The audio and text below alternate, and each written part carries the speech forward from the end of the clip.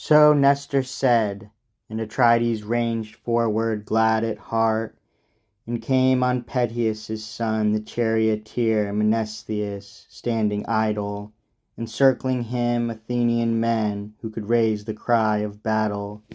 And there beside them the great tactician Odysseus, drawn up with his Cephallenians grouped around him, bands of them, no mean fighters, watching, waiting.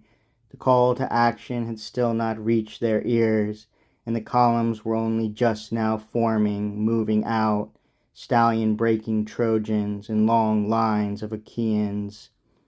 So the Cephallenians held their ground there, poised. When would some other Argive unit make its charge, engage the Trojan front, and open up in battle? Spotting them now, the lord of men, Agamemnon, dressed them down with a winging burst of scorn. You there, Peteus' son, a king, dear to the gods, and you, the captain of craft and cunning, shrewd with greed. Why are you cowering here, skulking out of range, waiting for others to do your fighting for you? It's your duty to stand in the front ranks and take your share of the scorching blaze of battle. First you are, when you hear a feast from me, when Achaeans set out banquets for the chiefs. Then you're happy enough to down the roast meats and cups of honeyed, mellow wine, all you can drink. But now you'd gladly watch 10 troops of Achaeans beat you to this feast, first to fight with the ruthless bronze before you. The great tactician Odysseus gave him a dark glance and shot back at once. Now what's this, Atrides, this talk that slips through your clenched teeth? How can you say I hang back from the fighting when Argive units spur the slashing god of war against these Trojan horsemen? Just you watch.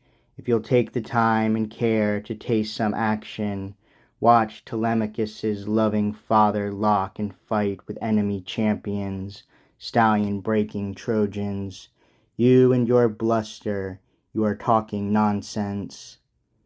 Seeing his anger flare, Field Marshal Agamemnon smiled broadly and took back his taunts at once.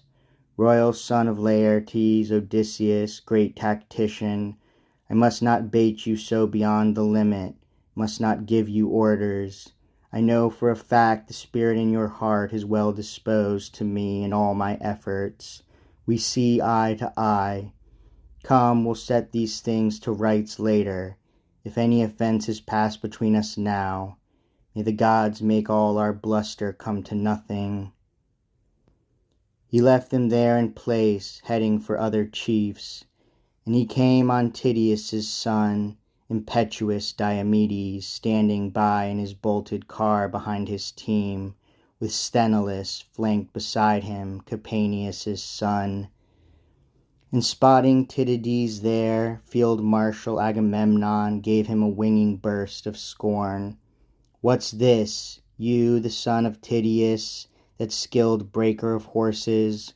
Why cringing here, gazing out on the passageways of battle? That was never Tydeus' way, shy behind the lines. He'd grapple enemies, bolting ahead of comrades, or so they claim who watched him at his work.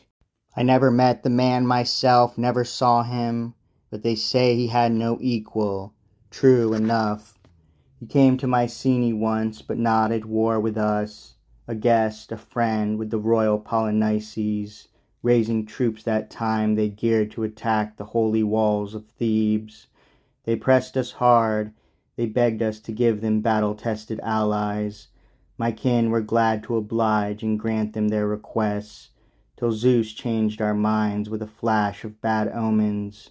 So off they went, getting some distance on their way, and reached the Aesopus' grassy banks and reed beds. From that point the men sent Tydeus on ahead, bearing their message. He marched out at once and came on crowds, menacing bands of Thebans, feasting away in the halls of mighty Eteocles. There, a total stranger, the horseman Tydeus had no fear. alone in the midst of Theban hordes. Undaunted, Tydeus challenged them all to tests of strength, and beat them all with ease in each event. Athena urged him on with so much winning force, but the Thebans rose in anger, lashed their teams, and packed an ambush to meet him heading back. Full 50 fighters, with 2 chiefs in the lead. Hunter, the son of bloodlust, strong as the gods, and Killerman's son, the gifted cutthroat Slaughter. But Tydeus treated them all to a shameful fate, finished them all, but let one run for home. Heeding the gods' signs, he let the hunter off. Now there was a man, that Tydeus, that Aetolian, but he bore a son who's not the half of him in battle, better only in wrangling, wars of words.